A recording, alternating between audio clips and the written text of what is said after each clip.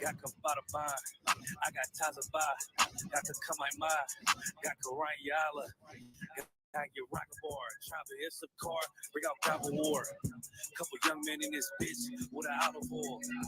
If you ain't in these ranks and you out of order, it's a time for everything right now. It's time for war. And I'm still the same nigga when I'm not recording. I pull up, shoot from half like I'm Michael Jordan.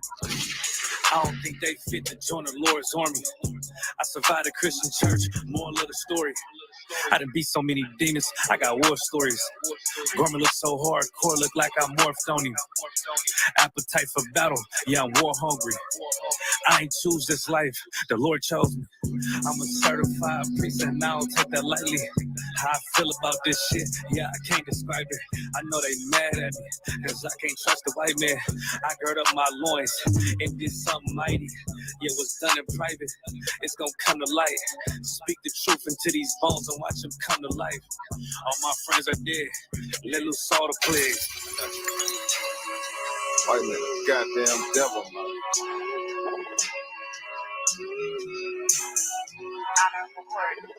The way he done our people mind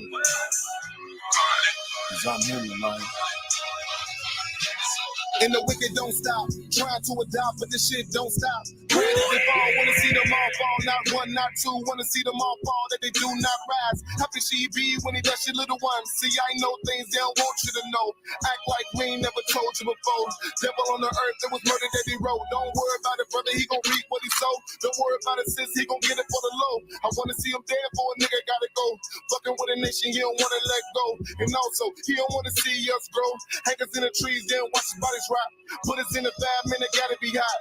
Put us in a cell, man, it gotta be hell. Do you know how it feels when you can't fight back? Weak ass cops don't know about Jack. No, they really wanna see a little weak nigga. But I'm black, all black on my feet, nigga. Martin Luther King had a dream, nigga. No matter what it seems, we ain't free, nigga. I will never join hands with my enemies, knowing that the crackers trying to get rid of me. Ain't no cracker really ever did shit for us. Only give back what they took from us. I only want blood, I don't want your love, cause I get enough from the most high above. Can't take it back, too late for that. Don't cry now, too mad for that. Crackers gon' die, I'ma drink to that, yeah.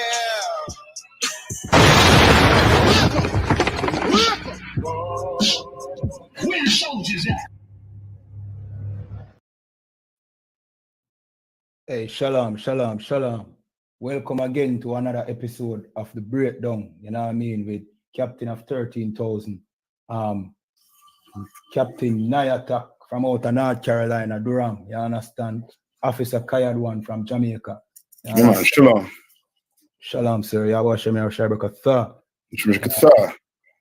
So, you know what I mean, tonight, we are going to do what we always do. We are going to break down, you know what I mean, the situations that affect the children of Israel, you understand, which is Black, Hispanic, and Native Indian. You understand? And tonight we have a story, you know what I mean, which it's, you know what I mean, it's a very sad story when it's to invade Guyana, you understand? And we're also going to break down, you know what I mean, how Haile Selassie and Marcus Garvey were never friends, you know what That's I mean? right. Mm-hmm. The Rastafari community, them treat Marcus Garvey as if he's the prophet of Rastafariism. So we're going to break that, you know what I mean? So without further ado, you know what I mean, let's get straight into it. Yeah, man. So the first thing we're going to look at is the Venezuela and Ghana issue, right? And, me and my brothers and sisters, what we got to pay attention to is this, man. All right? The so-called oppressor, he been in charge on the earth. Give me where it says where it says he something about the wicked with the wicked. It speaks about who is in rulership. The earth is given into the hand of the wicked. Yes. Yeah, give me that. All right. Once we understand this, and then take me to where it says where it speaks about when the earth is in turmoil, the people mourn. You understand? Let's go, let's go there to to them two scriptures. Yes, Job 9 and 24. Go ahead. This is the book of Job, chapter 9 and verse 24, and it says, the earth is given into the hand of the wicked. You understand? And these were blacks and Hispanics. These are what we're gonna have to understand. You think that that this earth going back into that the peace and love and everybody getting along, that is not going to happen. Why? Read it. The earth is given into the hand of the wicked. The earth is given into the hands of the wicked. You want Can. to know why there's so much wars, so much rumors of wars? Is because the earth is in the hands of a wicked people. That's right. You understand? Your oppressors across here in the west, they're wicked. The oppressors in the east, they're wicked. You understand? Around the earth, you understand? Because he is in charge. Now, once you understand that, it's the first step into be freeing your mind. You understand? It's the first step for freeing your mind. Right? Read on. He covered the faces of the judges thereof. Right. What you need a judge for? What you need a judge for? Come on. So like you, sir, you need a judge to, make sure that justice is done. You understand? Yes. Leader. Yes. You need a job where justice can be, can be given correctly, righteously. Right. But what did he do? He covered the faces of the judges. And who's the faces of the judges? Why did he paint Christ that color? Why did he paint Christ white? Why did he paint the disciples and them in the Last Supper? That picture of the Last Supper, why did he paint them brothers white? Why paint the angels white? Right. When you can clearly go and open the Bible and see that the angel was not white. Christ was not white. You understand? The disciples were not white. The Jews are not white. You clearly go and see it in the Bible. It's in the Bible. All right? But because this earth is given into the hands of the wicked, it's because we have to come here and sit down and speak about stories where brothers are basically going to fight against each other. Asher going against Benjamin. You understand? Right? But that guy, you understand? Which lets you know what? He did the same thing with who? With the so-called Native Indians across South America. He did the same thing with the Native Indians on Caribbean Island. Had them fight and kill each other. And then all he come and do is just put them on reservations. You understand? And here we're going to read about another story right now where he's in the middle of everything. He causing all the problems and just stepping back and looking. And then picking a side. The side that's more convenient to him. The side that will, that will give in to him. All right? Not, go ahead. Sir, no mean to cut you off, but it's sad to say that he's the one behind it, and when it comes to situations like these, we look to him for help when he's the one behind it. You understand? In the case of Guyana right now, seeking the US to help them from their brothers in Venezuela. You know what I mean? And that's how he goes. Right? Now read on. I'm still lucky. I jump to the article or no. Finish this right here. Because it's going to ask a question. Because black people, they're going to ask us, well, is all oppressors, are they all bad? Are they all wicked? God. You understand? Read on. If not, where and who is he? You understand? If not, where and who is he? Can. If he ain't the wicked, and where is the wicked man at? Who's causing all these wars on the earth right now? Right. Any war you look to, you dig deep, you go into it, the problem is the oppressor. He's a problem. He's Right. like a cancer that you have to get rid of. Like plenty people want peace on the earth, thinking that putting legislation in place where you can't where they want to get rid of nuclear weapons. They want to get rid of this weapon. You want to get rid of this. You understand? When the real problem is we're gonna have to have some oppressor control. We're gonna have to be in control of the oppressor, and then there will be peace. But that will happen when Christ returns with them 200 million angels. You understand? That's when peace is only going to come about by war. You understand? Right. That's how it's going to come about. It don't come about by, by trying to put legislation in place. This man does not go the oppressor. He doesn't go by legislation. Go ask the Native Indians how many treaties he made with the so-called oppressor. Go ask them, and you'll see. Where they sat down around a table. You understand? Yesterday they celebrated what? So-called Thanksgiving. You understand? Where it had to deal with the Native Indians. Right? The Native Indians invited this man in. And guess what happened? He turned around and did what? Slaughtered them on Thanksgiving. You understand? So the problem is not the guns. The problem is not the nuclear weapon. The problem is the oppressor. He is the problem. You understand? He is the defining factor in all your wars, all your turmoil on the earth. Because the Bible just say what the earth is given into the hands of the wicked. Right? Now take me to the one where it talks about if there's Proverbs chapter. Hold this and let's get somebody's story. You have somebody's story? Let's get what the president and the prime minister of Trinidad say, and then we'll read a little bit of the article. So we go back and forth. We are confident that the governments of Venezuela and Guyana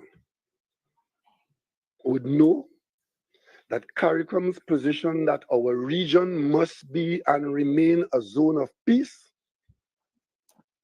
is the best position for all of us. Mm-hmm. There's nothing new here. As a matter of fact, we need not and must not deviate from what exists, which is the principal position that our region must remain a zone of peace. And all 30 must be colored by that principle. You're saying something? Guyana knows that it has. Exactly. I was talking to the people on TikTok, letting them know what this matter is about. Okay. Venezuela knows that CARICOM supports Guyana on this matter. So let us not overreact or overreach. It's like a nuclear reaction. Once it gets started, you could lose control of it. The last thing we want is for us not to be in a period of peace and a zone of peace. I don't have a crystal ball, but things, especially where diplomatic matters are concerned and that nature, I have no forecast to make as to how it will go. But I could tell you what I would not like to see. I would not like to see the relationship. You can pause it there now. Guyana. Right? So now he's saying what? That he wants the peace on that land. You know what I mean? In the Caribbean. He would like to have peace. He's saying that what? The Caribbean stands with who? With Guyana. Right? He already picking his side. Picking his side, You understand? He already picking his side. Why? Because the oppressor, which is America, is behind CARICOM. Right. You understand? They're behind CARICOM. That's why if The oppressor, which is America, say you can't sell no oil to such and such to a country. They're going to listen. Right. Right? Now, play the video, get a video of where Hugo Chavez, where he ceded the land to so-called Guyana. All right. And now this whole dispute over land, this comes from your oppressor. You understand? This whole dispute. Because he went and did what? He's the one that went and divided up these lands and say what is what. He's the one that left the confusion behind for these two countries, for these two families to pick and fight over land. You understand? Like who cares? In the kingdom, who cares who land it is? We're gonna share, we all gonna eat. Right. But because the oppressor come and say, you Venezuelan, you Guyana, now you don't see yourself as being brothers and sisters. Right. You see yourself as a different nationality. Right? Venezuelan is not a nationality. You're from the tribe of Asher, according to the Bible. That's right. You understand? You Ghana, you from the tribe of Benjamin, according to the Bible. That's right. You understand? Which is what? Brothers and sisters. Right. But because of land, because of the oppressor, and because of his dealing in it, now we're going to try to fight against each other. But let's hear what Hugo Chavez had to say. Gun. Of a region known as Essequibo, which starts at the Venezuelan border and extends to the This 1% of all of Guyana. In 2004, Hugo Chavez resolved the issue, stating during a state visit to Georgetown, the capital of Guyana, that Venezuela definitively waived its territorial claims over the... Right, so you're clearly seeing that he said that what? Hugo Chavez did what? He resolved the matter. It was done. Buried. You understand? Right. And why? Because at this time, Venezuela was, coming up in society, prosperous nation. Because they had oil. I think they say Venezuela had the second richest crude oil in the world. You understand? That's most sorted after. Right? That's why they wanted to take the country from Maduro and give it to Guaido. You understand? This whole thing with trying to split Venezuela is oil. Right. Right? And the oppressor, he good at splitting you. He good at it. He has years of experience of splitting blacks, Hispanics, and Native Indians up. He has experience. All right. So Hugo Chavez already resolved it. Let's go play it.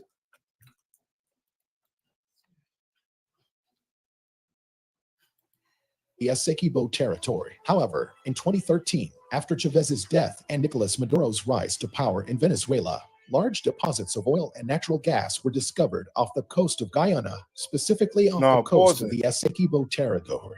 These significant reserves, coupled with the Right. Now, why is there a fight over oil and gold? Why?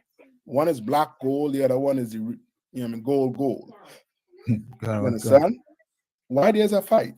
Because that's what the oppressor puts as as a on top of the mineral list, basically. Right. You need gold for almost everything. You need gold for all them equipment they're sending out in space. You understand? Plus, the gold is used to back up your currency, basically. You understand? Certain currencies. Then you have oil. Everybody after oil. You understand?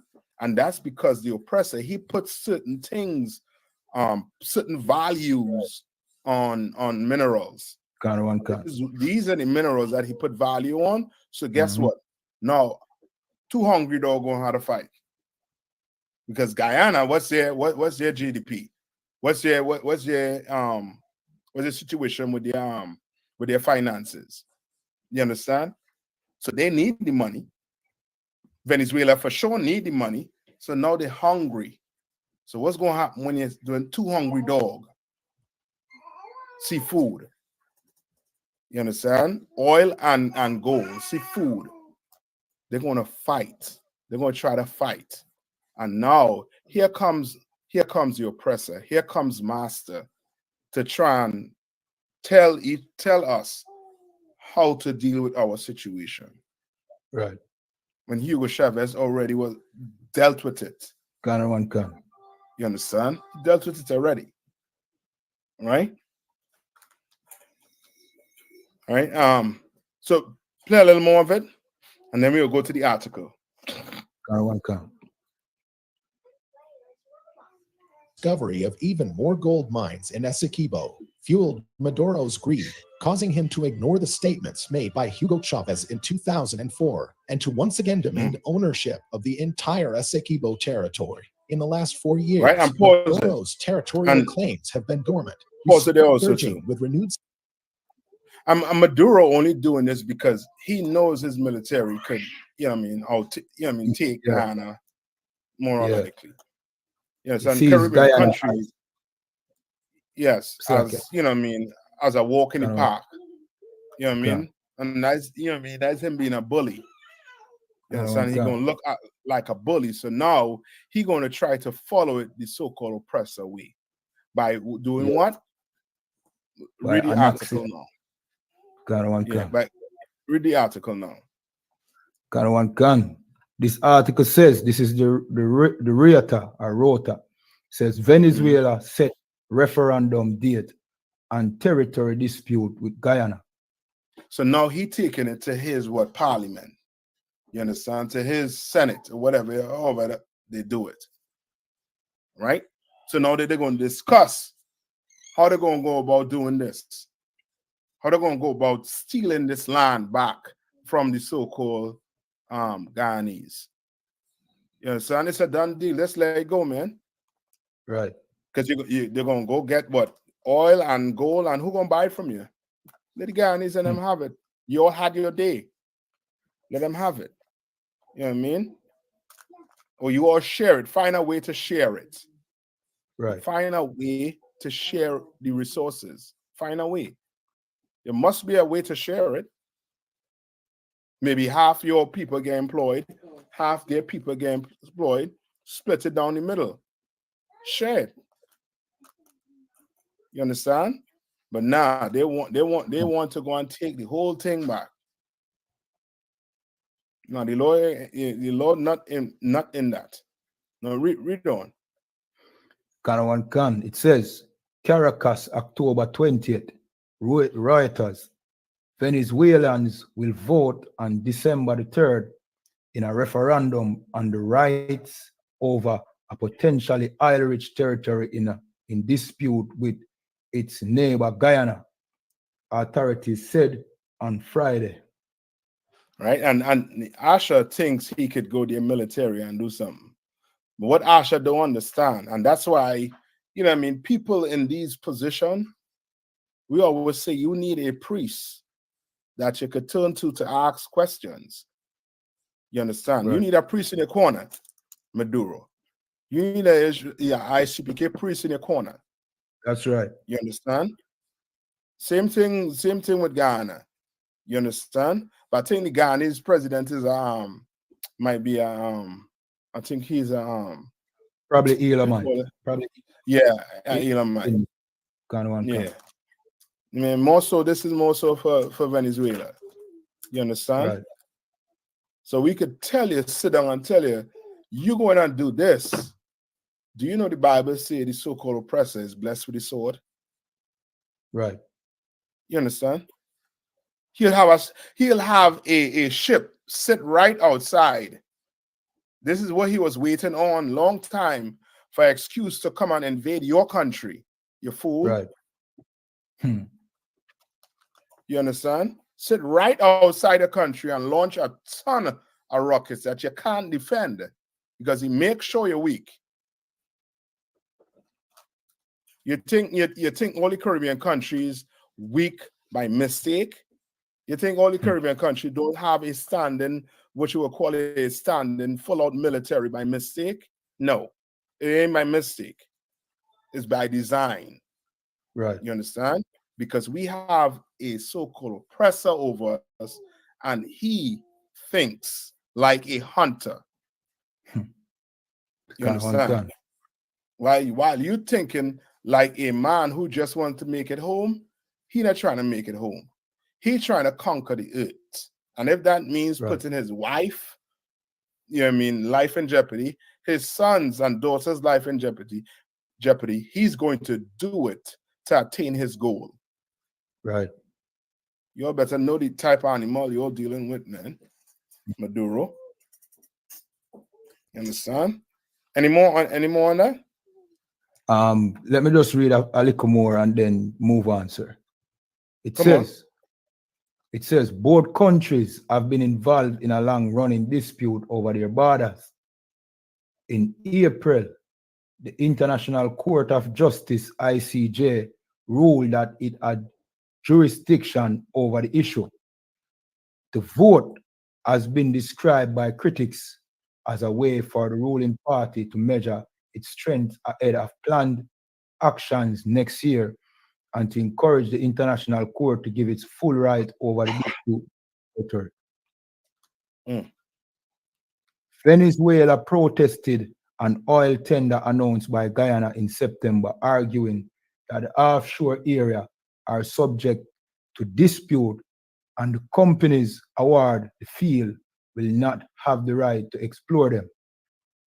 The approximate 160,000 square kilometers under dispute along the country's border is most impenetrable jungle and known as Essequibo region.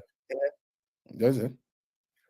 It constitutes over 2/3 of Guyana total landmass. You understand? That's a lot, Ak. Yeah. That's a lot. Yeah. Like that small piece actually bigger than the land they're on. Yeah. You understand?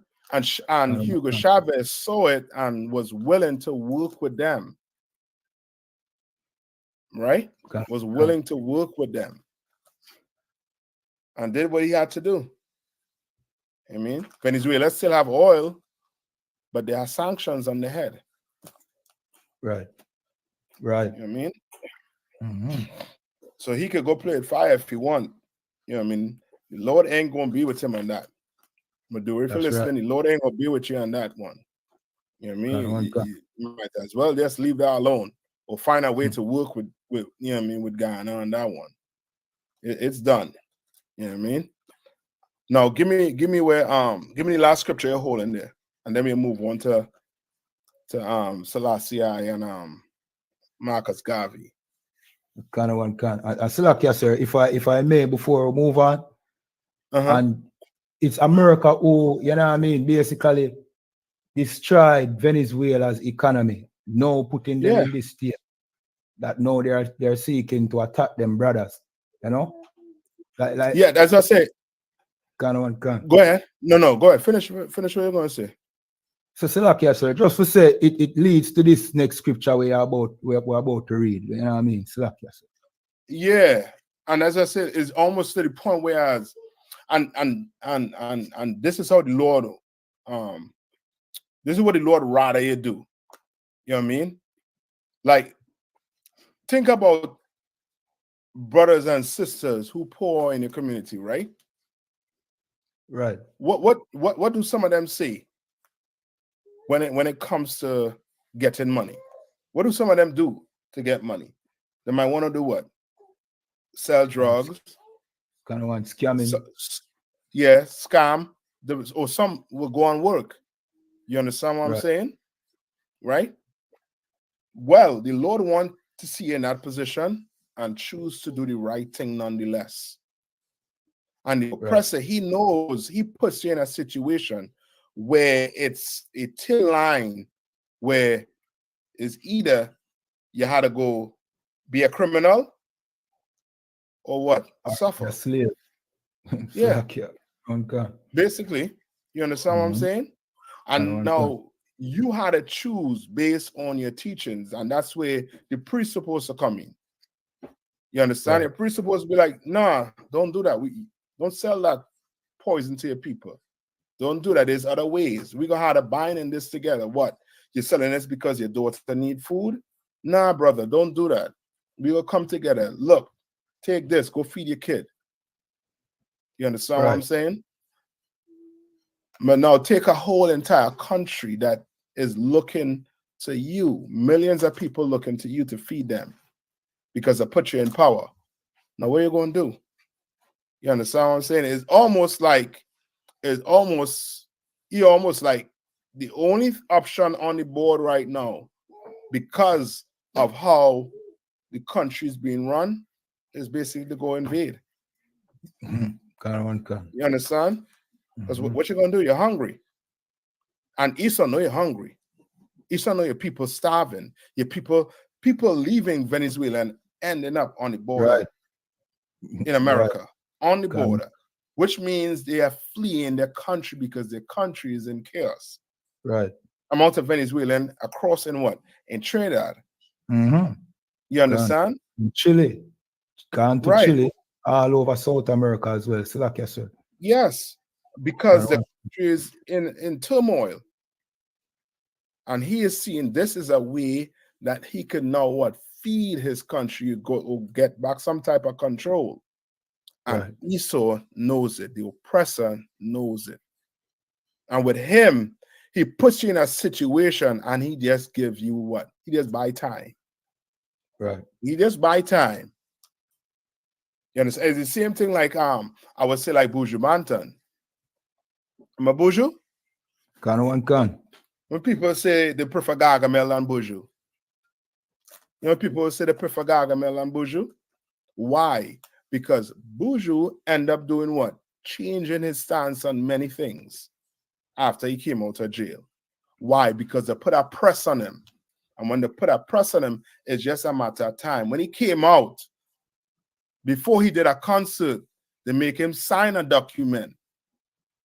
I don't know if you remember that. He had to sign some document saying that he was not going to sing that song or perform that song anywhere. I think them force him to take it off his catalog as well. You understand? Can. And he had to do it because he had to eat. That's his way of surviving. His way of surviving is singing. So now you stop a man from feeding himself like that, you basically forcing him to do what? You coercing him into signing that document. Right. He ain't signing that document on his free will. He's coercing to do it. But at the same time, the Lord wants to see you rip that document up and stay poor. And now, what you're going to have to do after that is now depend on your brothers. What we're going to have to do is now depend on each other. You understand? And because of the UPK, that spirit is coming back. That spirit of, I could depend on my brother if I make a righteous decision. Or you contemplating on making a decision, guess what? You have a priest or somebody to report to that you can pick the phone up and say, yo, Slack, yes, sir. This went on at work. How should I go about doing it? Should I take this? Should I sign this? Right. You understand? And now you make the right decision on it. So now people don't have to look at you as being, you know what I mean, you're a sellout. You understand? You don't look as two-faced. Why I think Buju is all up into the I think he in politics right now because of money. Yeah. Money. I thought you was a Rasta. Thought you was a bobo. Thought you had a turban on your head. You understand what I'm saying? Like money, like the oppressor knows these things. Like he put you in a corner. And before you know it, you boxed in a corner. And you no fight in you. No fight. Why? Because you ain't want to depend on this brotherhood. You understand? Cancer. All right. Go on. You can read this down for them. Can. This is the book of Proverbs, chapter 29, verse 2. It says, when the righteous are in authority, the people rejoice. The people what? The people rejoice. The people rejoice. When righteous people is in authority, people rejoice. Look at what's going on in the earth today. Look at what we're reading about right now that's about to happen in the Caribbean. You understand? It's sounding like, you know what I mean, that is going to be on and popping in a few months in the Caribbean. That's what it's sounding like. Read on. But when the wicked bear it rule, the people mourn. The people what? The people mourn. The people mourn. And what is this to be in mourning? To be, you know what I mean, to be oppressed, to be downtrodden, to have, you know what I mean, sorrow, to be sorrowful. Yes. You're sad. You're sad, Ak. You understand what I'm saying? Like, and the Lord put this in the Bible for a reason, to let you know what's taking place right in front of your eyes. Because you'll go to church, and guess what your preacher will tell you?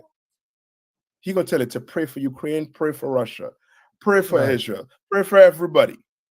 But he will not tell you that these people are the wicked on the earth. That's why the earth is in mourning. You understand? That's why the earth is in mourning. Right? Give me last one. Give me Exodus, I believe. Hold on.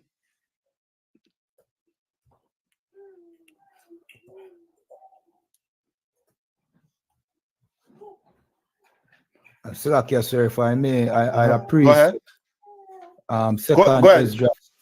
Sir, second Esdras 15 and 16, concerning, you know what I mean, Venezuela seeking to invade Guyana. You know what I mean? No different from what they said Russia did. Probably thinking that, well, what Russia did, because them and Russia are allies. You know what I mean? Right. Seeing Russia invade Ukraine, and it now go too bad for Russia. You understand? Yes. Thinking them can do the same thing, seeing that them have the military might to do so. You know what I mean? Which is a Bible prophecy. You know what I mean? And this is a World War III, and you know what I mean? This is what the Bible says that would happen. You understand? Yes. This is second Esdras chapter 15 and verse 16, and it says, for there shall be sedition among men and invading one another. You understand? That's it. So like you, sir, you know what I mean? Just did want to bring that up. Yeah, man, and that's it. I think we can move on with that one. That's a good one. You know what I mean? You know what I mean? Like the what's going on right now, brother? This earth is going into, you know what I mean, into basically war. Right. And if you're going to church and a preacher telling you everything gonna be okay, it's not. We're here to tell you it is not going to be okay. There's going to be a ton of bloodshed on this earth. Why? So that Blacks, Hispanics, and Native Indians could actually be free from this oppressor, from this wicked man that is over us, and making us look like we the problem on the earth, when he is the problem on the earth. Right. You understand? Not the guns, not the bombs that he make. The bombs and the guns are in the wrong hands. You understand? They're in the wrong hands. The wrong people have might in this place. The wrong. That's why it's in the way it is. Right. You know what I mean? But, you know what I mean? I don't know what's going to stop, you know what I mean, going to stop Venezuela from doing what they're going to do. But it got to be America. Because they're in a tough situation now. Very tough situation. Come on. They are currently seeking military help from America right now. I think I'm Ghana, right? Ghana one cancer. Mm-hmm. I think one story said that America is planning to send some amount of troops down there or some assistance. You know what I mean? Yeah, because America looking for a reason to go in. And they've been looking for a reason to go in. They try to get Trinidad to do, I forget what they try to get Trinidad to do. Either to stop, I forget what they try to get them to do. You know what I mean? They try to drive a wedge between us and Venezuela. And the prime minister wasn't having it. You understand? For Trinidad wasn't having it. And now they constantly seeking for a way in. And that's like Satan. Satan constantly looking for a way in to get you to do something. So now he can point finger at you and say, see, he ain't worth, dog doodle. He ain't worth nothing. You understand? And that's your oppressor. He is, as the Bible said, the devil the Bible speaks of. And now you get deceived into thinking you actually have opportunity. You in your mind, you actually thinking you have opportunity when he just waiting for you to pull that trigger. And it's gonna be on and popping. Yeah. Come on. Got one cancer. So that was it on that, right? So now we're moving, we're shifting gears. Got one cancer. All right, so we have an article here that basically discloses the truth. You understand that many Rastafarians don't know.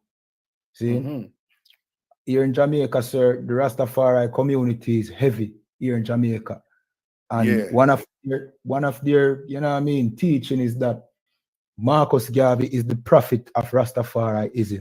At least the established Rastafarian camps believe that. But little do they know, or many of us here in Jamaica don't know, that Marcus Garvey and Selassie were not friends. Wow. You understand? As a matter of fact, Marcus Garvey thought very little of Haile Selassie. Right. And Haile Selassie, he was not brother. Right? He was a so-called Ethiopian. To be specific of the type of African he was. He was from Ethiopia. You understand? And what does the Bible say about Ethiopia? Give me Zephaniah 2:11. Right? And just to get that out of the way. Right. To show you how the Lord thinks about them. Let's see what the Lord thinks about Ethiopia. You know what I mean? And why these Rastas want to sing about, Addis Ababa and saying that's our homeland. That's not our homeland.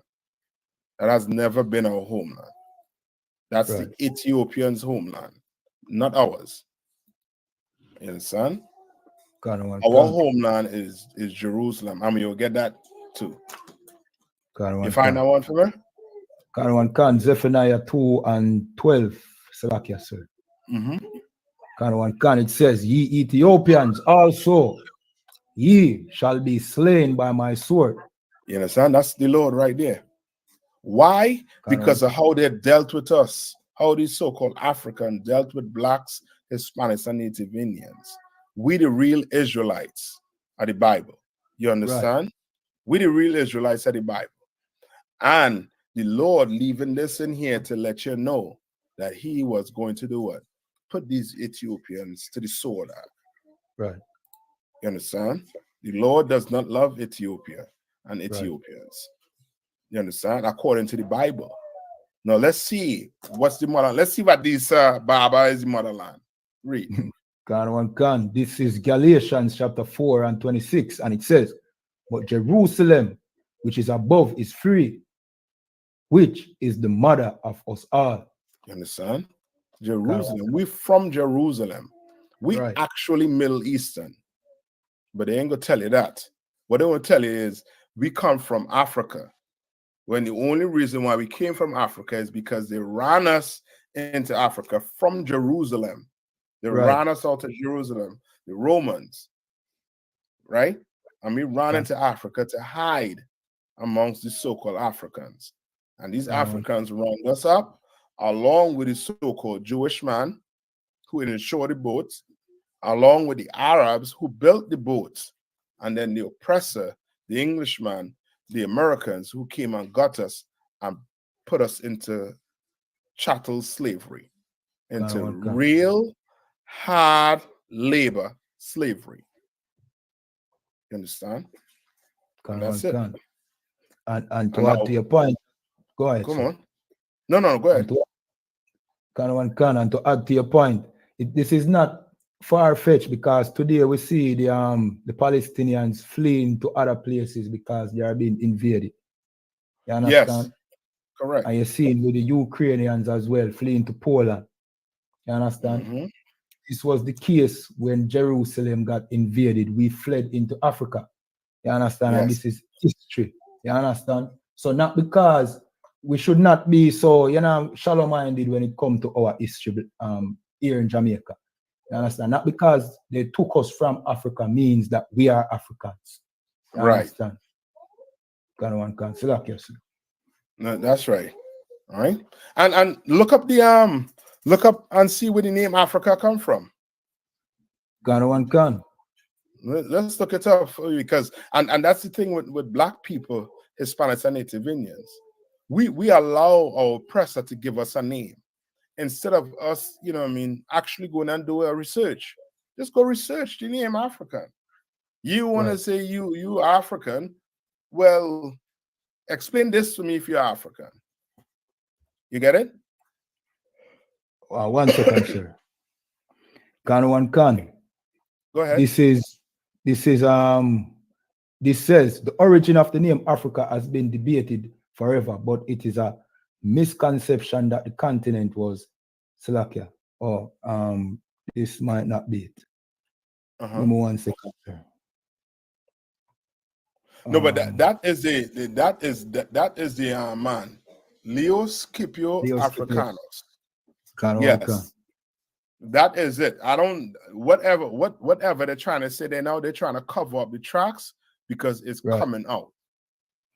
Africa was named after that Roman general. Yeah, that's who it was named after. Africanus. Yeah. So now you naming yourself after oppressor. And this is the whole thing. When you go ask a real African, are you African? He's going to tell you what? No, I'm not. I'm Senegalese. I'm Nigerian. I'm this, I'm that. But you, when it comes to you, your entire continent, that's your national. That's where you from? That's your people, a continent? No. You know what I mean? No. We could have a debate on it from now till Christ come back. I'm gonna win every time. Right. You understand? I'm gonna win you every time. Why? Because I don't just take the oppressor word for it. I go do some research. You understand? Before I go into any type of religion, I got to do some research. Just do some research. You want to become a Rasta? Do some research. See where Rastafarian come from. Ask the hard questions. Right. You understand? Why do I have to grow a dreadlocks? Now they start getting smart and saying you don't have to have a dread to be a Rasta. Be a Rasta. No, it could be a bald head and still be a Rasta. Okay. You understand? That's because your doctrine changing. Unlike the Bible been around for thousands of years and ain't nothing changed. Guess who changing? Man changing. Religion will change. You understand? The Bible has nothing to do with religion. The Bible is a book of rules, way of life for certain people. Right. You understand? It had nothing to do with religion, but man went and created religion. Right? Get our synchronism. I'm gay for them. Right? Syncretism. The amalgamation or attempted amalgamation of different religions. No, different religions and what? cultures or schools of thought. No, with that, you want to play the video for them? Kind of one concert. Or you want to read a little bit of this article first? Let me play the video first and then come back to the article, sir. Okay. Kind of one can. Come on. Talk to you about dreadlocks and where they originated. No, we have this is a East Indian woman, Elamite in the Bible, and now she is going to basically tell you where Rastafari and where the dreadlocks everything come from. Right. And let's see if this is syncretism. Sorry. Right? Come on. Spiritual significance of dreadlocks, or as in India, as they call them, Shiva Jattas. So dreadlocks actually originated in India. You know, Shiva is the first being ever to Right, wear now pause it. dreadlocks. And that's to show you that, you know what I mean, that it was taken from them. Right? They call it what? Shiva Jattas. Black, being a so-called Negro in the Caribbean, you ain't gonna say you're Shiva Jattas because somebody be watching like you know East Indian. So what we call it, dreadlocks. You understand? We make it look stylish, but if you really look at them real dreadlocks across there, oh, it's dirty, Ark. Right. It's filthy. You understand? And dreadlocks is, you know what I mean, it's a filthy hairstyle. Right. Because if you do, you know what I mean, leave hair like grow without washing it and taking care of it, it's going to build up a ton of what? Dirt. Right. You know what I mean? When you cut it, your hair, it's going to be, you know what I mean, is bugs might be in your hair. Because it's dirty. Right. All right, come on. You can play. And, you know, out in the West, a lot of people, when they see dreadlocks, they think of Jamaicans, they think of the country Jamaica, or they think of, you know, the music icon, Bob Marley. But even though Bob Marley made dreadlocks really, really popular, he You understand? And that's made dreadlocks and that's one thing with us. Like whatever we put behind on, it could be evil. We make it popular. We make it turn it into a style. You know what I mean? Now you have these men with these dreadlocks and singing these tunes that's, you know what I mean, out of this world. You know what I mean? You ever hear Ethiopian sing? Well, yeah, but it's horrible. Yeah, it's terrible. Ain't no Columbia Records gonna sign an Ethiopian. They put it straight up. You understand? Ain't no what is Def Jam? Give me some more. What's some more record companies on there on the island? What I call it now? What's that one? So there's one that owned by the Chinese that signs some of the biggest artists. I'm forgetting his name right now, sir. But that doesn't sign any East Indian, sir. So even Bob Marley. I think Bob Marley have your own record. The men had their own recording studio. Why did I go get Ethiopian? Ever singing a ton of songs to Ethiopia? Go get Ethiopian. Right. Ain't no Ethiopian doing nothing. Right. You have dreadlocks that come from the East Indian. Go get East Indian. You have East Indian on any record? Any East Indian on some record label singing reggae or dancehall or you know what I mean, whatever to promote the lifestyle? No. You understand? But we do it. We set it. You know what I mean? We set the trend. Right. You know what I mean? We make things song hot, look hot, and everybody want to do it. Everybody want to try it. Cartel and I believe, who it is sing about straight jeans and fitted? I think it's Cartel and other white boy. Cartel. Russian. Yeah. But Cartel make a man want to go porn, you know what I mean? A Clark's. Right.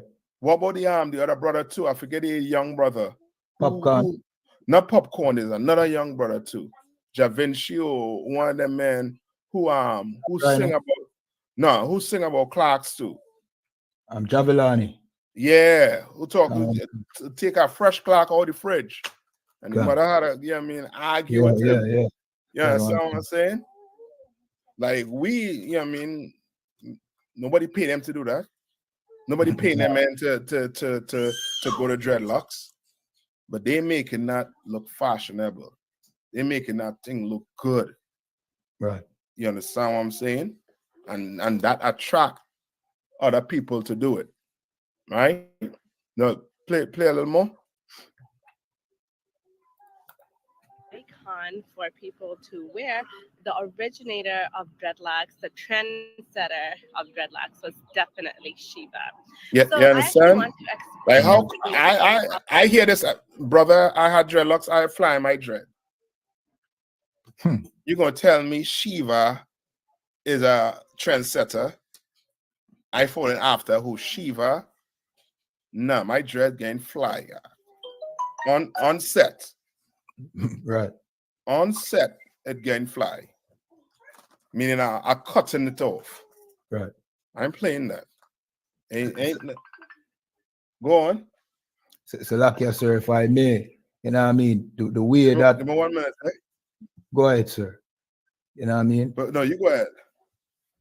So like you, sir, the way this became a Rastafarian culture was when Leonard Howell, who is the founder of Rastafarianism, saying he was in Clarendon associating with some of the East Indian indentured servants, or the descendants of the East Indian indentured servants who, you know what I mean, brought with them their culture, you understand, which was wearing of dreadlocks, well, dreads, because there's nothing lax about those dreads, you understand? And also the smoking of weed, because that is what they do in worshiping of Shiva, you understand? And Salakia, sir, on my slavery, there are a bunch of East Indians, and you know what I mean, next time I will get them on camera, Zane, but I ask them about their tradition, you understand, of worshiping Shiva, and they say, yeah, they wear them Shiva jittas, but because they are on the slavery right now, they have a trim and shape. Them not wear it on the slavery, but that is their culture. And also smoking weed. Them confirm it. You understand? Yes, and that's part of the worshiping Shiva. That whole marijuana, where they say they get high. Cancer. You know, go and let Shiva daughter tell them Rastas and them who they worshiping. Of jatas and why we have them and their spiritual significance.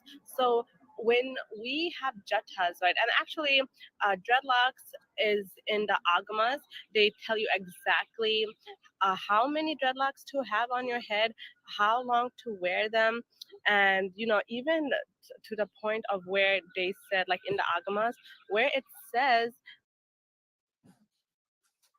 that to even put 5 rudrakshas after you get your jatas. So actually, let me go into that. So in the agamas, it says that you can have like a number of jatas, starting with 5, 11, 13, 26, 28, 36, 50, and then 82. So those are the number amount. I actually got 50. And then the length. I didn't know that. But now I understand why I see some of them men be wearing like 3 locks or 5 locks, or you know what I mean, them rastas and them that be tying their head up. It don't be like how hers, you know what I mean, how fine her one is. It be them big junk. You understand what I'm saying? Now I understand. And now they take all of that. Read that what is syncretism again for them.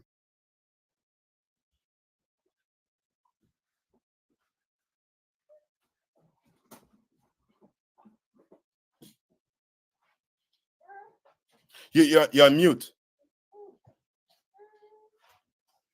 Oh, Salakia, sir. Yes, sir. It says syncretism, the amalgamation or attempted amalgamation of different religions, cultures, or schools of thought. You understand? So now, guess what? They're going to bring in Shiva Jettas. Then they're going to do what? They're going to read the Bible. Right. So it's a ton of things they're bringing in to make up this Rastafarianism, This whole Rasta religion. You understand? It's made up. And nothing to do with the Bible. It had nothing to do with what you think it has to do with.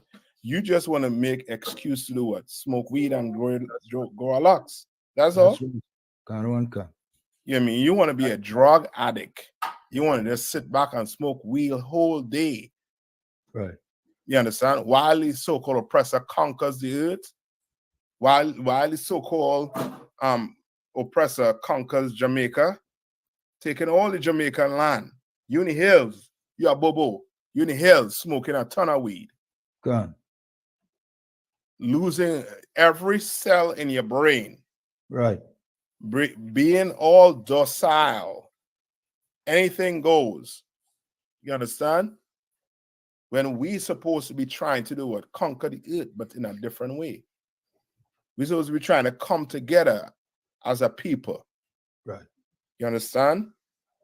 But you can't be wanting to be dabbling in all this religion stuff and expect that to bring us together.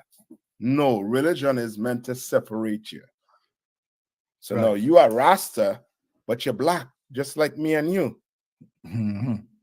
But you don't see eye to eye because I here breaking your religion down and letting you know it is a waste of time.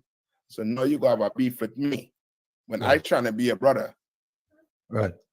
I'm trying to tell you you're worshiping Shiva or Shiva, as they say it. You understand? That's who you're worshiping. You ain't worshiping Selassie. Selassie don't give a damn about you. Selassie is Ethiopian. They call Selassie the conquering Lion of Judah. What did he conquer? He went and bowed to the Queen of England. Wow.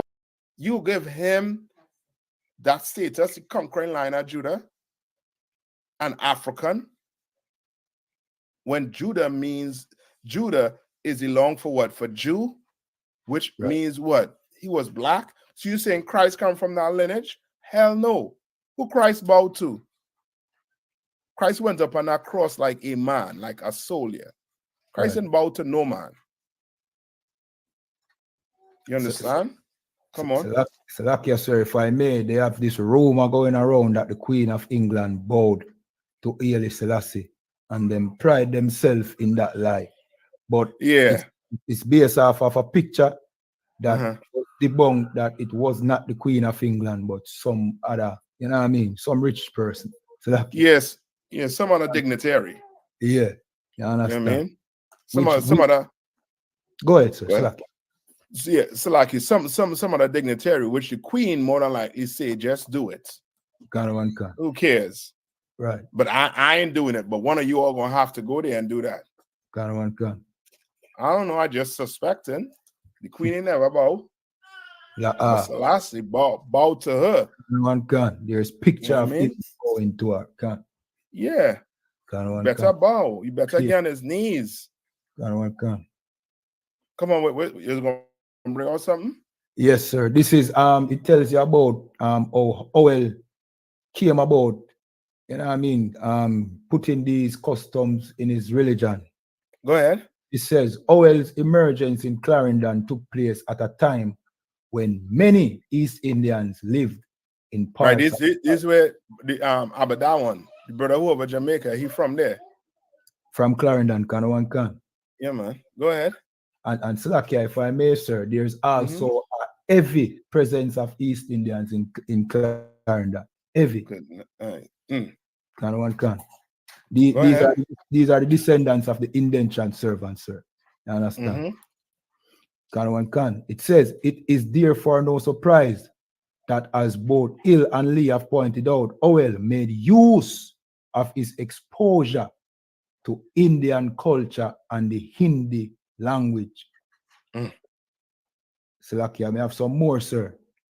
So Howell, that's the dude who the claim has been one. The founder. Who the founder of Rastafarianism. Kanawankan. Right, which explains why they have dreadlocks. which explain why they smoke weed. One can. Right, come on. It continues by saying, "Oil use of Hindu visual symbolism in the promotion of the Rastafari movement has received attention from scholars, and the most recent work on this has been done by the late art historian Petrine Archer. In addition, the ritual use of marijuana and its association with Indians, which appear in the tradition of Sad Ada and Prasad, has been examined in other studies." You understand? Now you understand where all that weed come from. Gun. Like, that's not our custom. That has Right. never been blacks and Hispanics' custom to be smoking weed like that. Right. We don't do that. You know what I mean? Gun. As the Bible says, your body is the temple of the Lord. You defile your body when you go, you know what I mean, inhale and put that nasty smoke in your system. Right. You know what I mean? You think you seeing the Lord. No, you're not seeing the Lord. You dealing with Satan himself. That's right. You understand? Not the Lord. All right, come on. Anymore? You know what I mean? Just to switch over to the Marcus Garvey situation, sir. Mm-hmm. It says the failure of Haile Selassie as emperor by Marcus Garvey. Because Marcus Garvey, he actually loved black people. He actually loved the brothers in Jamaica. Right. I could clearly understand him because he actually tried to separate you from the so-called oppressor. He tried to, but the problem with Marcus Garvey is he tried to take us into another oppressive state, which is being under these so-called Africans. Like, if he had got that right, with knowing that we're not Africans, he would have been putting Jamaica and the Caribbean on the right path into separating and to dealing with one another. You understand what I'm saying? Because he clearly knows that this Ethiopian, this so-called African, did not love black people. All right, go on. And Salakia, sir. Come on. When you look at the walls of, you know what I mean, here in Jamaica, there's always a painting of Haile Selassie and Marcus Garvey right beside. You understand? You know what I mean? To give you an indication that they have any kind of connection. When in reality, Marcus Garvey did not even respect Haile Selassie. I can continue to read the article, sir. See? It says, editorial by Marcus Garvey in The Black Man. A Black Man is his editorial in, you know what I mean, when he used to have, you know what I mean, London, March, April 1937. It says, the failure of Haile Selassie as emperor. When the fact of history are written, Haile Selassie of Abyssinia will go down as a great coward. This is the words of Marcus Garvey.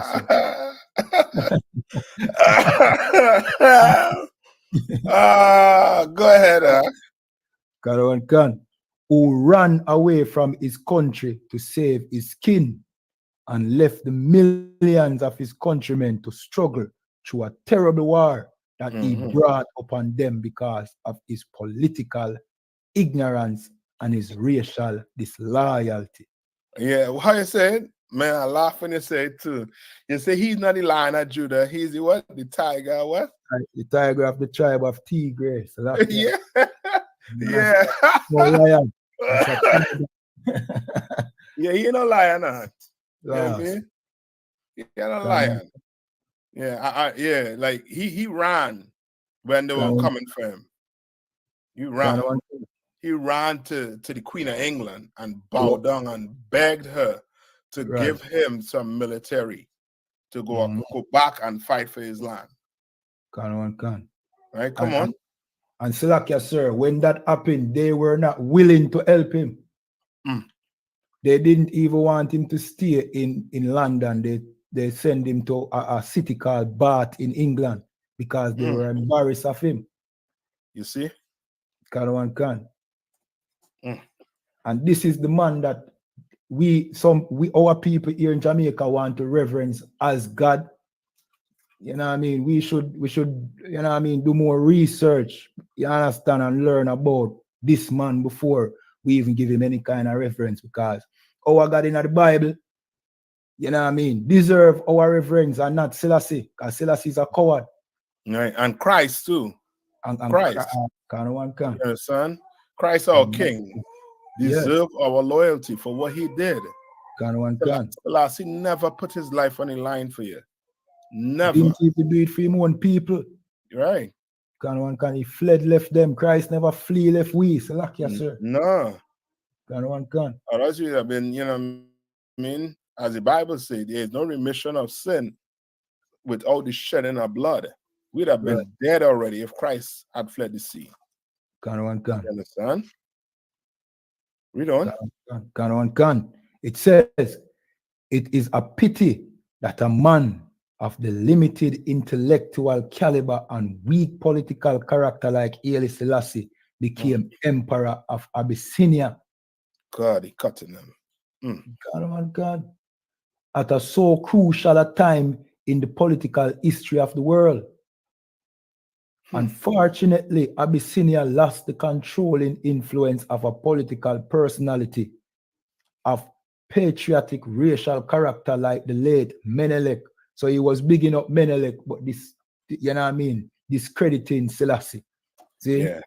And this wasn't the so-called Salakia, sir. This wasn't the so-called Menelik that they invented. Right. This was the emperor before Selassie. Yeah.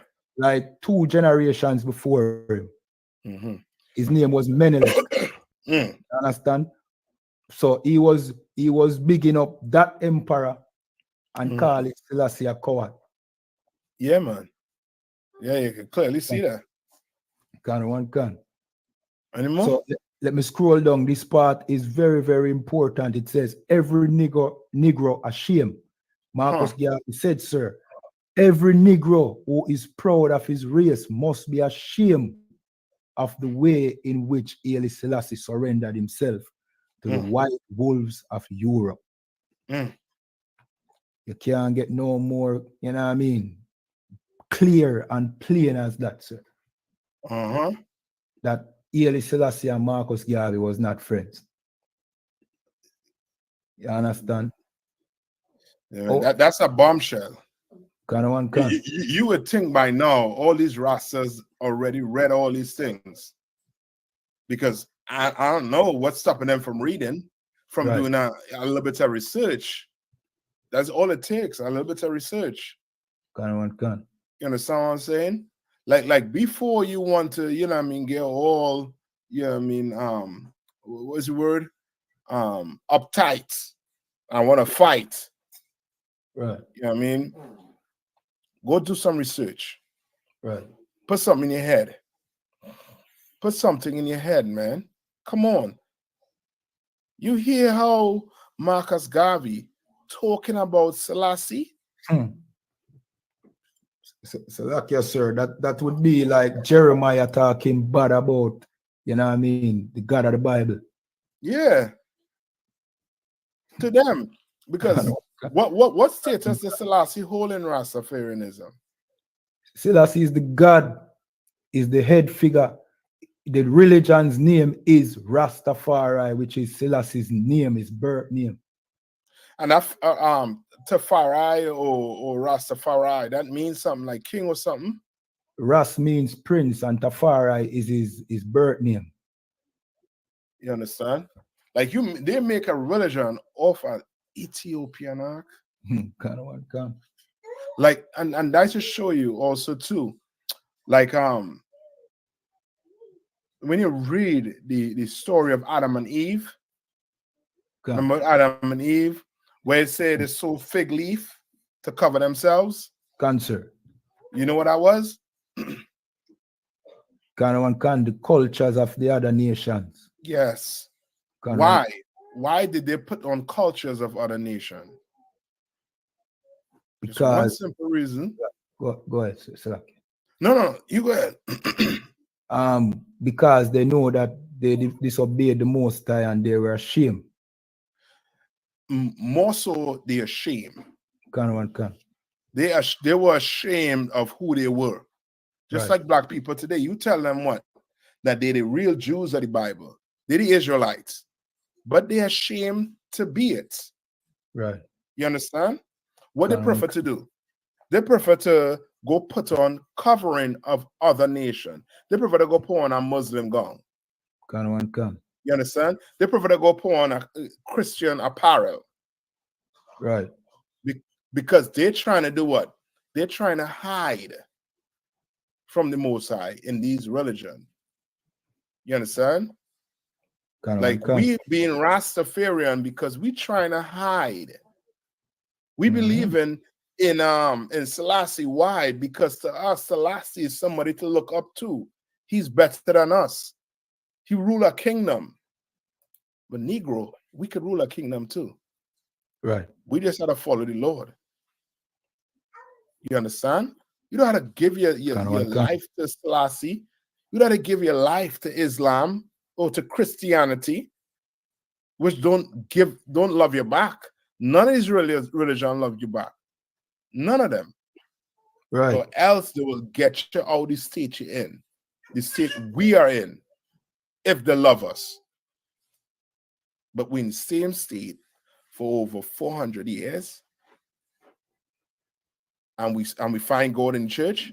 We find God in the mosque. We find God in the weed. And we still poor. We still fighting and killing each other. Now, maybe what we in is wrong. And we just need to do a research. Christians need to go open the Bible and read it for themselves. The Muslims need to own their own Quran and read it for themselves and see. In the Quran, it states that the Israelites are God's chosen people. That's right. And you still in there. We reading about Marcus Garvey talking down about Selassie, about his cowardness. Come on. It was worse than that? Yes, it gets Boy, with this thing it keeps getting worse. You gotta tell the listeners to buckle in. You gotta tell them Rastas to hold on to the rucksack. Come on. With this Rasta thing, it just keep getting worse. You know what I mean? The deeper you search, is the worse it gets. You understand? It's like a religion that it destroys itself. Yeah. It's like the locks on the head. The deeper you dig, the more dirt you find. Right? Yeah? The deeper you dig in that locks, the more dirt you're gonna find. Come on. And just to say, sir, you know what I mean? The fact that Marcus Garvey would say that about Haile Selassie is grounds enough to just put down that Rastafarian nonsense. Yeah. You understand? But not follow Marcus Garvey, as we were telling you. You understand? But it's a way to show you what we're trying to show you here is Marcus Garvey was separate from Selassie. Rastas tried to join them, but there's nothing joining them. You understand? That's your leader or whoever is in charge of Rastafarianism trying to get the followers of Marcus Garvey. You understand? It's no different than what the Catholic Church did to get the so-called them Celtic people. Right? The Celtic people on them, they believe in Halloween. So guess what? To go get them, you had to go tell them about All Souls and All Saint Day to try and join them to the church. And that's really it. You understand? And we're trying to show you that these two sides, one is against the other. Right. You understand? And the other one trying to join you to the Africans, meaning they're trying to, Marcus Garvey trying to join you on to another slave master, which is the Africans. The Africans is the one that they used to round us up. Right. That's what they used to round us up. That's why if you go take a look where Marcus Garvey sent them, to Liberia or somewhere, right? He was, encouraging them to go to Liberia. Now go look at them people who migrated there years ago to Liberia and see what state they're in. Go ahead, Slakia. Slakia, sir. So, all right, this basically tells you why and why they became Rastafarians and who actually became Rastafarians. See? It says, Haile Selassie is regarded by the Rastafari fraternity as the incarnation of God, and that is a fact. Nowadays, you have Rastas trying to say, no, that is not the case, but that is what Rastafariism was built on. Right. That's like them Christians or a Catholic person saying that Mary is not God. Right. Or Mary is not, you know what I mean? Like they don't pray to Mary. Right. They do pray to Mary. You understand what I'm saying? Ain't no getting around that. They pray to Mary. That's why they have the rosary and they say 10 Hail Marys. Right. Why, if you don't pray to Mary, why are you saying 10 Hail Marys? Right. You understand? Why if you're saying Haile Selassie, Jah Rastafari, if you're saying all that, then what's the reason for saying it if he is not your God? Right. You know what I mean? It makes sense. Go ahead. To unify all the peoples of Africa and the human race. The name of the movement came from Rastafari, a combination of his name and the noble title Ras, which translates to prince. Marcus Garvey's teaching greatly influenced the formation of the Rastafari movement. Yeah. So, and that's it. Really and truly, they were looking for another religion just for people not to be Christians. And back then, the Rastas was seen as a place for only black people. That's why it's only recently they allow them so-called oppressors to come into it. Right. Because why? Why they allow the oppressors to come in? Because of the money, but that's you. Yeah, that's it. Money. Why do you think you allow them to come in? Money. All he has to do is starve you out. Right. Once you starve you out, you open to money. You understand? Money. That's it. Money makes the world go round. Right. You understand? And that's it. And he knows it. Come on. Cancer. It says, although Marcus Garvey never actually followed Rastafariism or believed in it, he is considered to be one of the movement's prophets. Because it was his ideologies that eventually grew into Rastafari ideology. And that is a fact, sir. That is a fact. Marcus Garvey's ideology is Rastafari ideology. Yeah. You understand? Until them start get them hands on some letters from Haile Selassie, and then them start say, well, yeah, them start teach that. But Marcus Garvey's ideology is what built it. That's why Salaki, that's why they instead of sending them to Liberia, where they send them to? Ethiopia. And now, what's the position with them in Ethiopia now? Salaki, they have no power. Go ahead. Come on and break it down for them. Yeah, man. In Ethiopia right now, the Sashamani, you know what I mean, population has dwindled down to less than 200 are there around about. You understand? After 2,000 Rastafarians, through the encouragement of Rastafarian musicians and teachings, went to Ethiopia and was oppressed by the Ethiopians. Now they have to flee, left everything that they built in Ethiopia. So that's yourself. No, you boy, I'm telling you. So you tell me that when they're 2,000 strong and now they're down to 200? They probably get less depopulated. You know that song is too good. And that song ain't too good at all. And that's because they had poor leadership. Right. You know what I mean? You follow Marcus Garvey, that failed. Now you follow Rastafarianism and try to join Marcus Garvey onto it too. It's going to fail. And it has failed. Right? Come on. Any more? One concert. It says, Salakia, it says, Garvey proclaimed that the black people should look for a black king who would be crowned in the East, because this king was the black redeemer and deliverer. When he left for the United States, many of his followers still gathered together, but had no leader to follow. So these were the people who became Rastafarians, Garveyites. Let me continue reading, sir. In 1930, when Haile Selassie was crowned Emperor of Ethiopia, many Garveyites had forgotten the message Garvey had told them when he left. But when Selassie was crowned, it was remembered by many Rastas.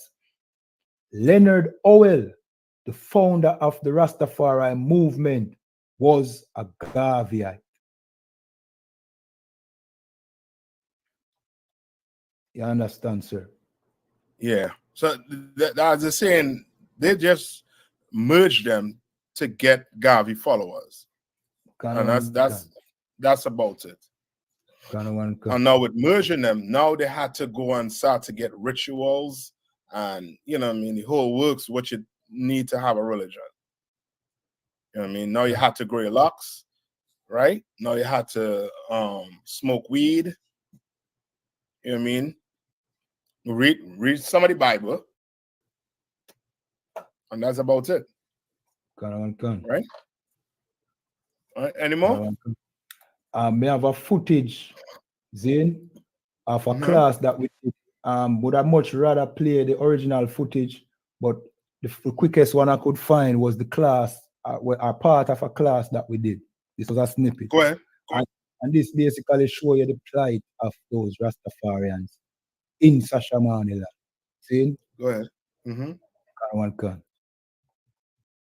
This is the book of Ecclesiastes, chapter 13, verse 15. Every beast loveth his kind, his like. We seem to be the only ones who believe that we can hang out with any other nation. The other nation don't believe that, you know. But we seem to believe, yeah, man, we can go hang out with the Ethiopians, them, man. What do you mean? The king come down here and give away a piece of land and say, and you know, maybe they should have studied politics before they go take up that land, you know. Right. Because that and what about that one saying is solid too.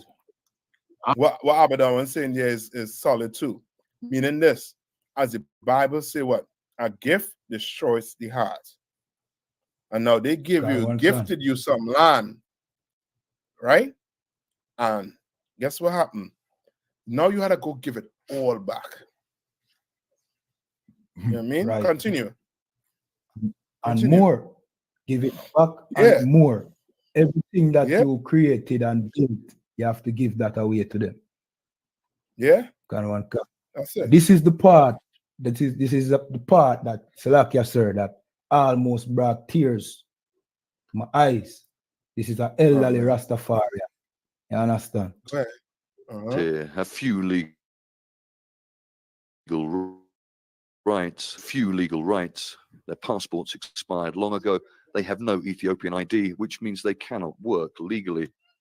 Charlie says the government should recognize how Rastafarians can contribute to Ethiopia's development. You come on, man, do something for us, man. I'm appealing to the government, man. Not forcing no one, but you know, I'm a you, man. And I think I have a right to live on this earth. Wherever I feel comfortable, that's my home. For Charlie, his family, and many others like them, this is where they want to be for the rest of their lives. Because in England, I'm a foreigner. Over here, I'm a foreigner. In America, I'm a foreigner. So where will I be one? Where will I be? Where are my people? If I have no people in England, if England aren't my people, if Africa is not my people, if America is not my people, then where am I? See that? Yeah, that's a rough one. And that's proof also too, you know what I mean? Like, okay, it's almost like, you know what I mean, like any other people are, any other nation going through that in a country, they will rise up and try to fight. Just like the so-called what? The people that fight into the Hamas. Yeah. They will rise up and fight because they're being what? They're being oppressed. But they know black people and these other nations know that they're oppressing us, and they know we are peaceful people. You understand what I'm saying? We are people, you oppress us, and this is what you'll get. All I just appealing to the government. They're doing this. You know what I mean? I'm a human, I'm this, I'm that. Well, brother. Desperation, you know, man. Yeah. You know what I mean? Desperation. Your religion have failed you. You understand? Your religion have failed you tremendously. Let Commander Jerry Han and this brotherhood show you what it's really about. You understand? You and your family will never have to go hungry. You and your family will never, ever have to worry about, I mean, who they are. You understand what I'm saying?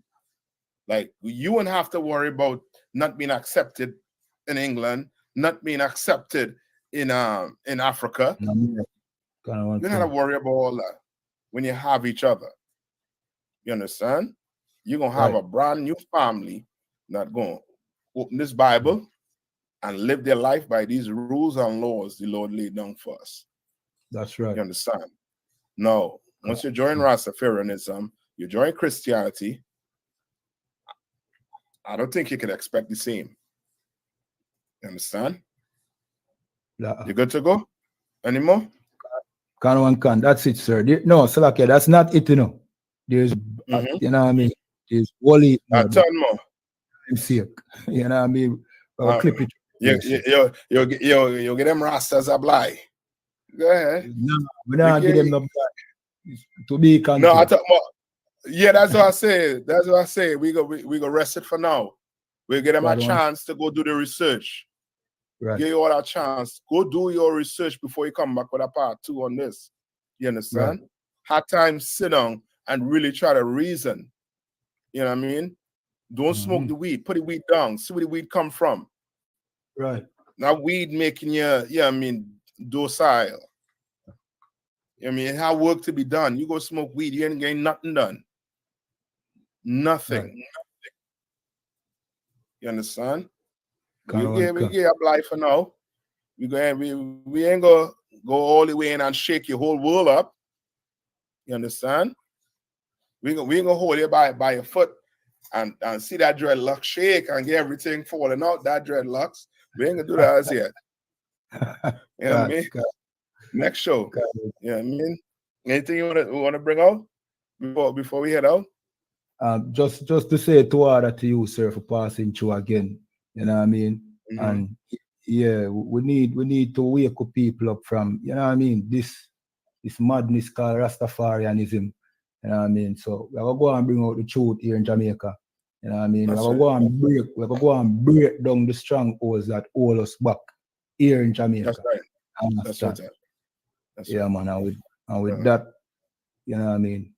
Oh, sir. Just stay on for like about 5 minutes. You know what I mean? Yeah, man. You know what I mean? Yeah, man. And all right, sir. Don't forget to tell the people also too. April 20th, we're gonna have the Lord Passover in Durham, North Carolina. You understand? $200 for every brother and sister 18 years and over. You understand? Come and do something the Lord say we have to do, which is celebrate the Passover.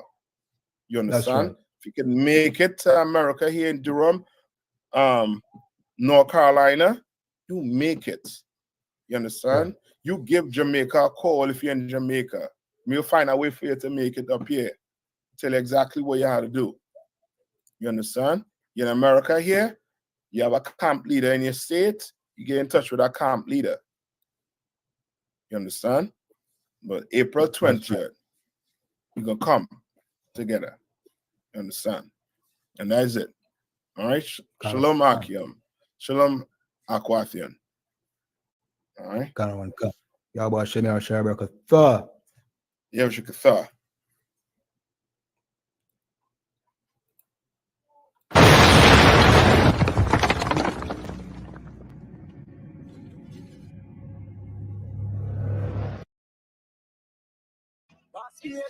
Shalom Israel. This is Priest and Officer 500 Kayadwan out of ISUPK Jamaica. And it's back again, the last 55th annual Passover being held this time in Durham, North Carolina. You understand? So make sure you be there. See, it will be held on April the 20th, 2024. So you have ample time to get yourself ready. Get everything in order so that you can attend the Passover. You understand? You are commanded to be there. If you are Black, Hispanic, or Native Indian, which is the 12 tribes of Israel, you are commanded by the Most High to be there. So get yourself ready. Hosted by Commanding General Your Honor, the man with the plan. You understand? Remember that. And with that,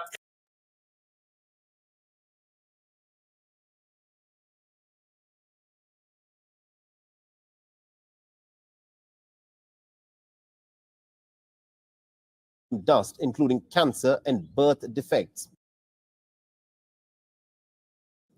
Now, these weapons have been used by the Americans in Iraq and also in Afghanistan in the Gulf War of 1991 and also in the bombing of Yugoslavia. Now, the ongoing Russia-Ukraine war is the bloodiest since the Vietnam War. It has taken over 500,000 lives, and the cost of the war continues to rise. The stakes in the Russia-Ukraine war are getting higher. Moscow has now deployed the world's deadliest intercontinental ballistic missile, the RS-28 Sarmat, that's also known as the Satan II, on active combat duty. Now, these ballistic missiles serve as a core element of the nation's silo-based strategic nuclear deterrent. At the time of its first launch in April 2022, just months after the Ukraine invasion, the Russian president had warned that the missile will in fact make those who are trying to threaten Russia think twice.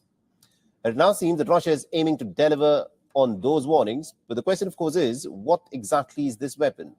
So let's take a look. The intercontinental ballistic missiles will provide Moscow an edge due to its exceptional range and speed.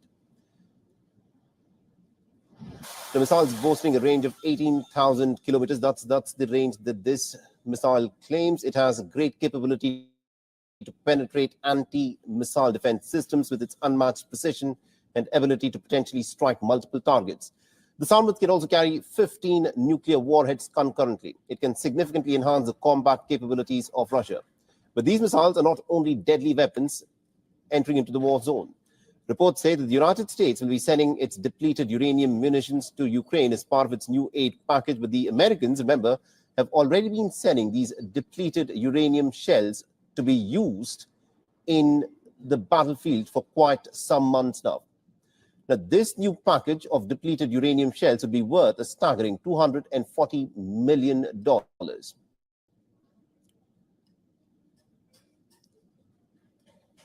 The depleted uranium is still radioactive, but it has lower levels of isotopes U-35 and U-234 than natural uranium ore. The metal is so dense and it can self-ignite at high temperatures and pressures.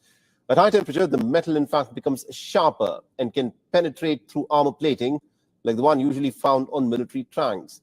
These rounds can, in fact, aid in destroying Russian tanks. Ammunition can be fired from the US Abrams tanks, which are expected to be deployed in Ukraine over the coming weeks. Although the United Kingdom has sent depleted uranium ammunition to Ukraine earlier this year, this would be the first time that the Americans would be sending such weapons.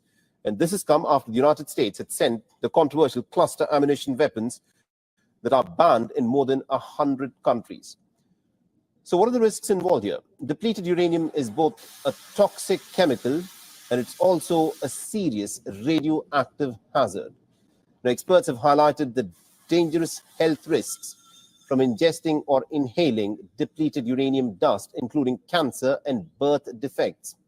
Now, these weapons have been used by the Americans in Iraq and also in Afghanistan in the Gulf War of 1991 and also in the bombing of Yugoslavia.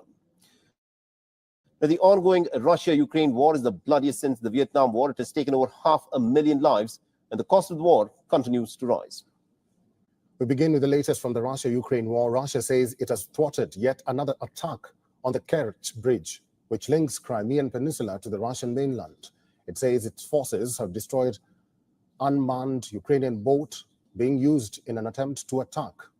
Russia's defense ministry says Kyiv launched a terrorist strike with a half-loaded unmanned boat, and that the boat was spotted and destroyed in time off the Black Sea coast.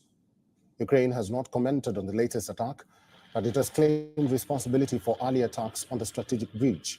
The bridge was made after Russia annexed Crimea in 2014. Prior to this, there was no other direct link between Crimea and Russia. It is a 12-mile bridge, which includes a separate roadway and railway. It holds great symbolic importance for the Kremlin. Since the war in Ukraine started, the bridge has been subject to multiple attacks. Ukraine's counteroffensive seems to have gained much more pace. Ukraine also claims to have attacked Russia's Peskov airport in the northwestern region. It says that several transport planes were damaged in the attack, which it says was carried out from Russia's territory itself. The airport is some 700 kilometers away from Ukraine. Kremlin has declined to corroborate this, however, says it is working to prevent such situations in the future. Not just this, Ukraine says it has broken through Russia's first line of defenses in several places. It says its troops are advancing in the Zaporizhzhia region. Even Washington said on Friday that Kyiv had made notable progress on the southern front in the last 72 hours. Ukraine also launched a drone attack in western Russia, which is home to one of the country's biggest nuclear power stations. No damage has been reported in this attack. Now, while all this happened, Russian President Vladimir Putin said that the country was invincible. This is when he met Russian school children during the start of the year.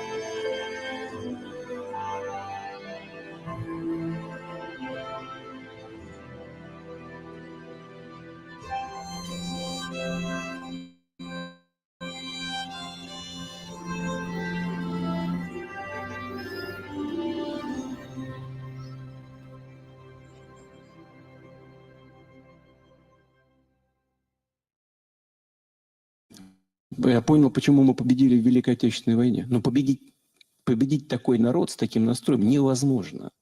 Мы абсолютно были непобедимы. И сейчас таким являемся. Putin also made a surprise visit to a Russian village he has ancestral ties with. He went there to see places Associated with his family, dozens of villagers gathered to see him. They expressed their enthusiasm after meeting their president.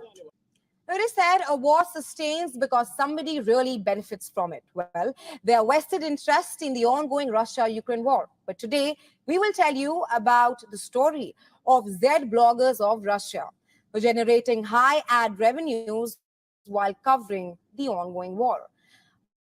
While these pro-war influencers post videos of daily drone strikes and missiles from the front line, banking upon the high nationalistic, and these bloggers have gained millions of followers